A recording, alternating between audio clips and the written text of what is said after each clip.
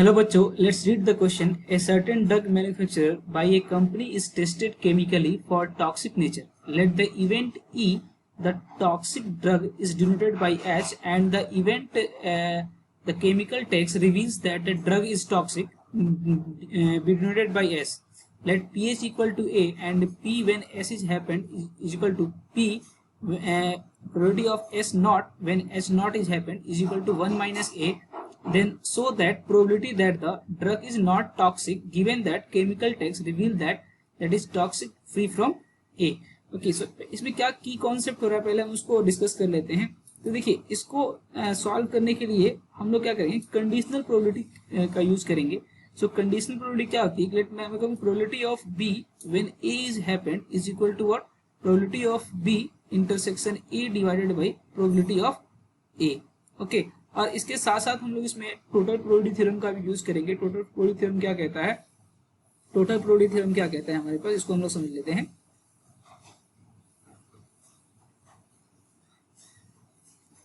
तो total probability theorem हमारे पास ये कहता है कि लेट हमारे पास कोई ई इवेंट है, ठीक है, जो कि हमारे पास क्या आ रहा है कि E1, E2, E3 and so on an events का पार्ट है.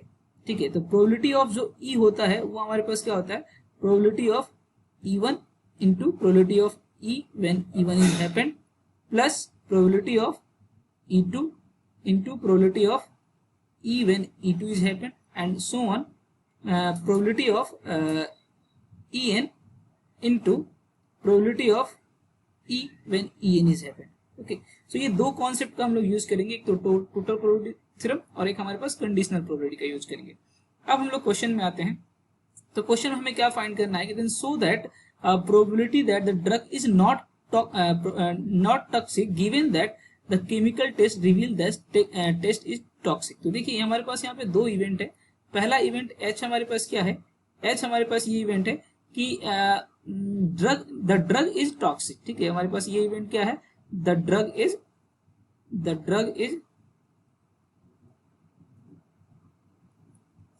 टॉक्सिक. ठीक है, और एस इवेंट हमारे पास क्या है, एस इवेंट हमारे पास ये है कि chemical test reveals that drug is toxic.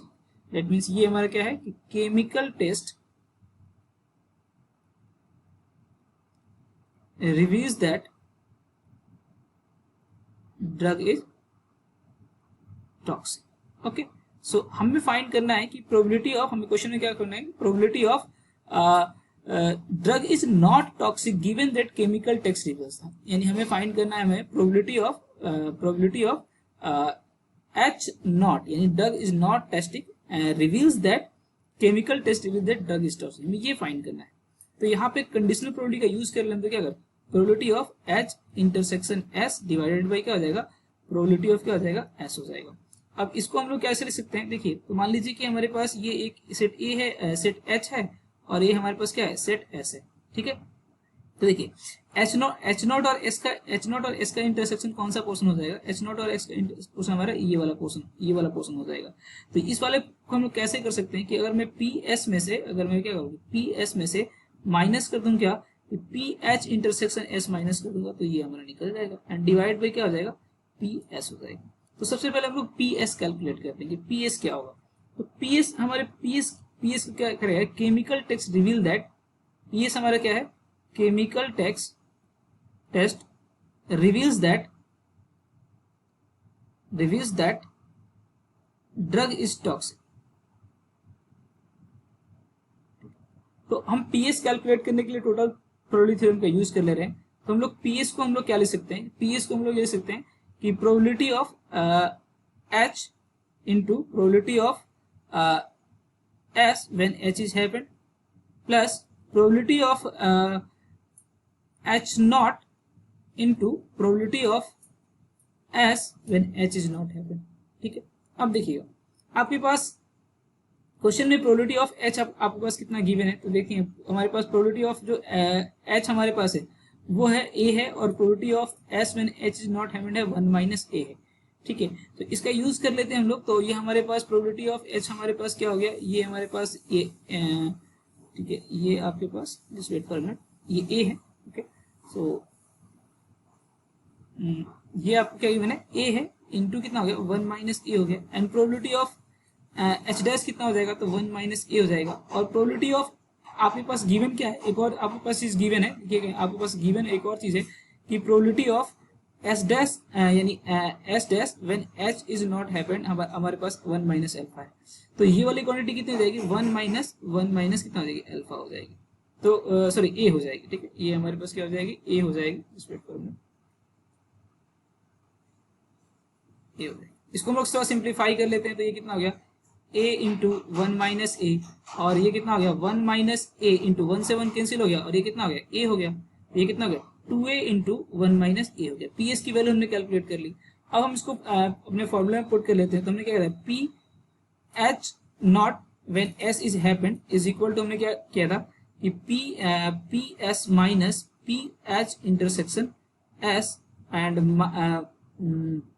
Minus divide by P S किया था, ठीक है। तो ये हमारे पास पी एस की वैल्यू कितनी होगी हमारे पास, तो 2 अल्फा 1 माइनस अल्फा, इसको हम लोग क्या लिख सकते हैं, P H into P S लिख सकते हैं।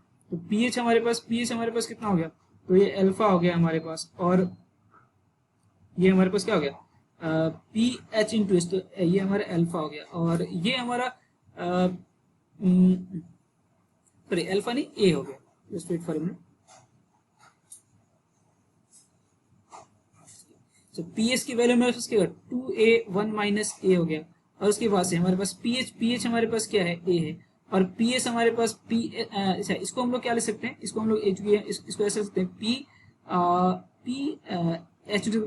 एच इंटू क्या ले सकते हैं हम लोग, पी इंटू क्या ले सकते हैं हम लोग कि आपके पास गिवन में क्या है हमारे पास कि एस अपॉन एच लिख सकते हैं। तो ये हमारे पास लिख सकते हैं इसको एस अपॉन एच लिख सकते हैं, ठीक है।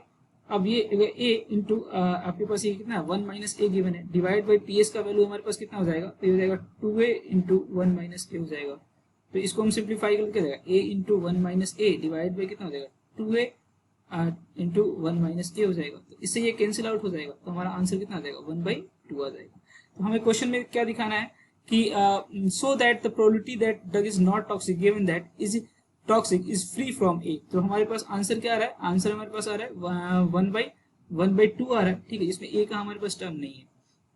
तो I hope you understood it well, best of luck.